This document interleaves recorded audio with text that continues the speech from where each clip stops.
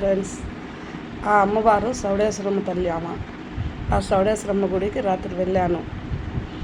కానీ నాకు అమ్మ లేని లోటు ఆ అమ్మ తీరుస్తుంది.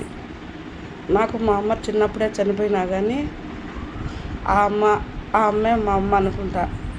నేను ఏ గుడికి వెళ్ళినా కానీ మా అమ్మ ఆ అమ్మే నాకు ఉండాది లేని ఫీలింగ్ నా మనసులో కలుగుతుంది. అమ్మ లేదు అనే బాధ నా మనసులో కలగదు. ఎందుకంటే మా అమ్మ చిన్నప్పుడే చనిపోయింది కాబట్టి నాకు ఒక తెలియని వయసులోనే నాకు ఆ ఫీలింగ్ ఉండదు. అందుకే నేను ప్రతి ఒక్క గుడిలో తిరుగుతూ ఉంటా.